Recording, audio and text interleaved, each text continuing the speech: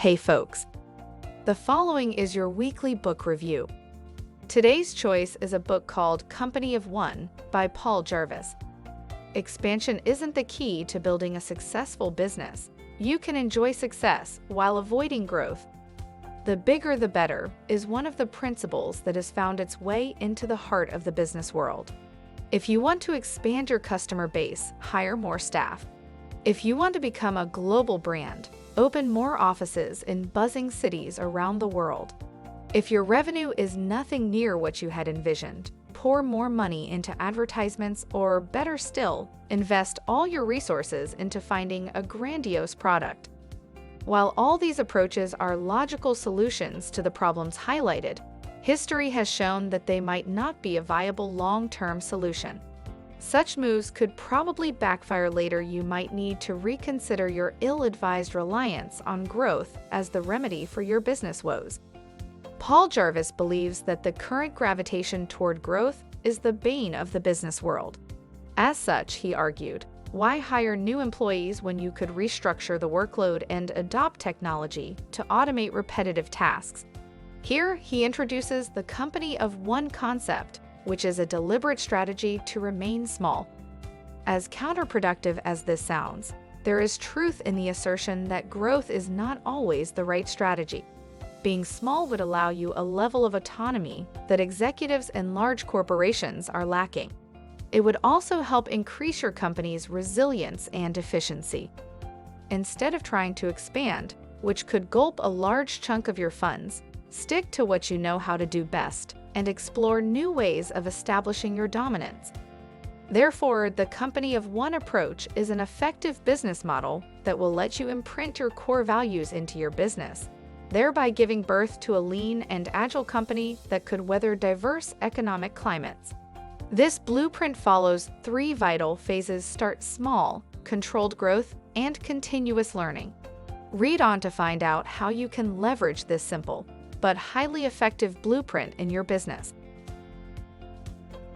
In business, keeping things simple makes it much easier to achieve your goals. The concept of more, as iterated in the previous chapter, has come to define the major solution inclination of business owners and corporations. One of the reasons why some businesses do not take off is that executives are no more content with starting small. Rather than capitalize on the flexibility that humble beginnings avail, they prefer to jump straight into the deep end. And so, even before the business begins to take off, it is already collapsing. Furthermore, Paul Jarvis noted that the Company of One model does not necessarily refer to startups and entrepreneurs. Successful organizations incorporate the model for vital and creative departments. There are 4 essential traits of the Company of One model: autonomy, resilience, simplicity, the speed. Resilience is a trait that every business model should exhibit. It ensures that the company does not subject all of its decisions to wishful thinking. As such, resilient companies explore solutions that take into account the current economic tides. Autonomy, on the other hand, helps an individual sidestep the creative limitations of bureaucratic systems. This Company of One trait gives an executive or entrepreneur the choice of working at his or her pace. Once autonomy and competence are in place, it becomes easier for you to look for more efficient ways to do things, which will, in turn, boost your speed. Similarly, the Company of One concept relies strongly on your ability to revel in the realm of simplicity. In other words, you must cut off growth that might increase the complexity of your business. Having trimmed off the operations or growth that induce clutters, it becomes easier to focus on the things that matter, which is satisfying your customer. Note here that your primary obligation as a business owner is to cater to the needs of the clients you have presently, and not the millions out there that you wish to have. An important fact that we often overlook is that quality services and products are the best marketing strategy. Insight shared from Company of One by Headway app. Also, it is vital that you take advantage of proliferating technologies that make working remotely and speedily possible. By doing so, you will reduce the cost of renting out an office space and providing amenities or infrastructures for your growing in-house staff. Leadership and its role in the company of one model. In the corporate world, it is a popular belief that extroverts make the best leaders. It is easy to see the factors that fuels this notion, as extroverts have a peculiar capacity to command attention. They have the words to make people believe in their goal. Contrary to this belief, charisma, which is the inherent trait that fuels this leadership myth, is teachable. As such, someone that has not shown any sign of charisma before could learn to imbibe it as a skill. This assertion, therefore, agrees with a more potent school of thought that states that introverts have what it takes to lead efficiently. Their ability to listen before acting, to let the spotlight shine on other members of the team, to work extensively for long hours without distraction, and their preference for one-on-one communication are qualities that establish the validity of this argument. Irrespective of the facts mentioned above, or whether you are an extrovert or an introvert, it is imperative that you cultivate leadership skills. It will come in handy in your day-to-day duties as a team leader, team member, or business owner. But first, you must learn to channel your autonomy to sustainable productivity and profitability. A company of one does require leadership. If you work for yourself, you have to be a leader to successfully pitch your services or products, as well as maintain good relationships with customers. Paul Jarvis.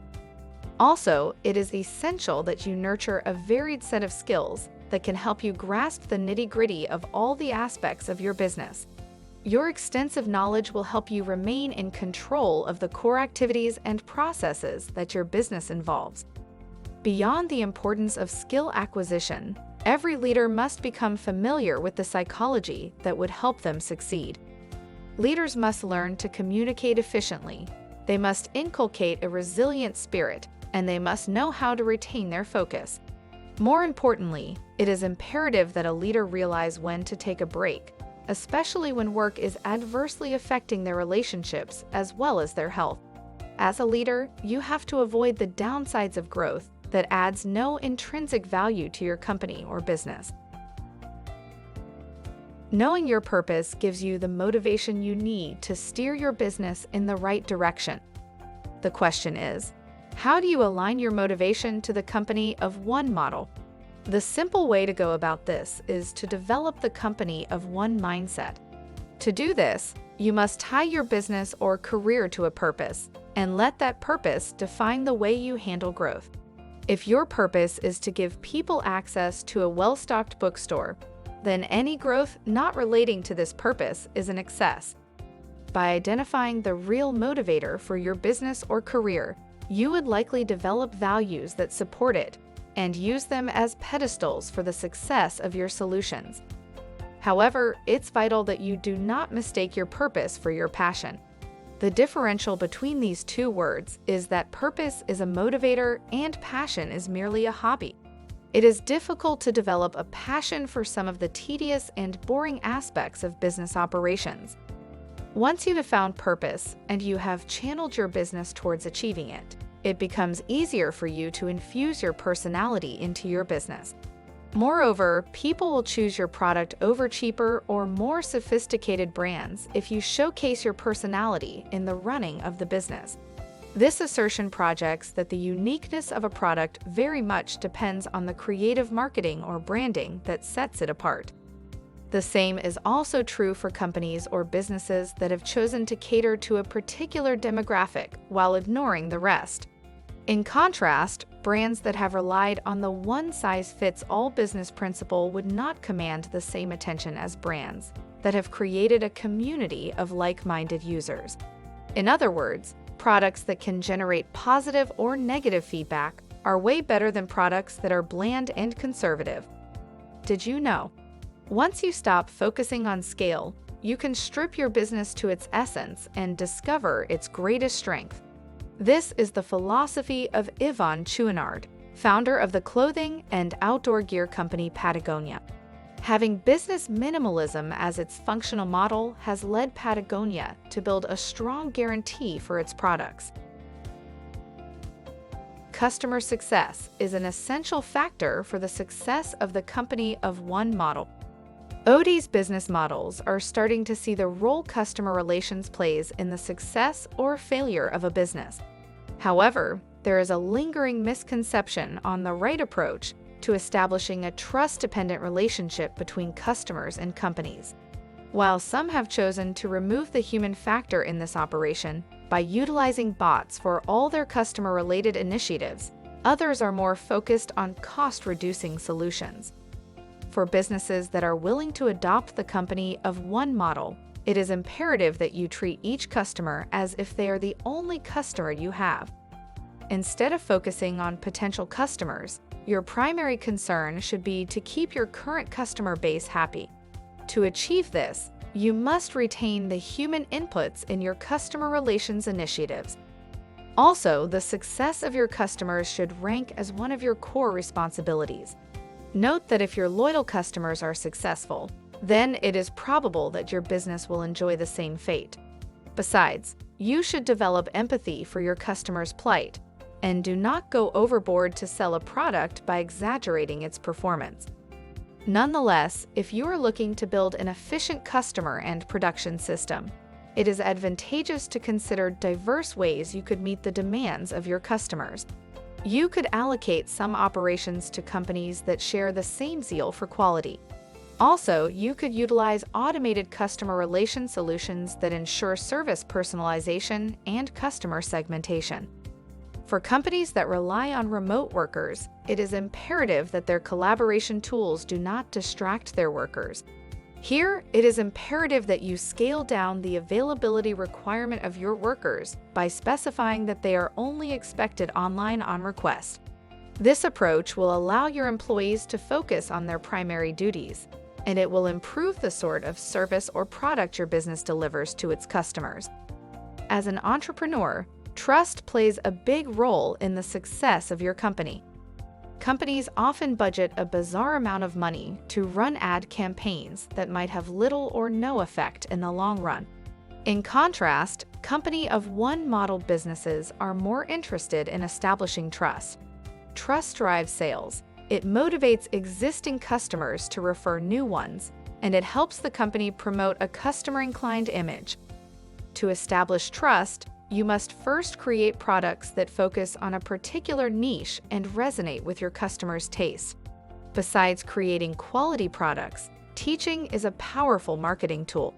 When you share vital tips and information with your customers, they become confident in your competence.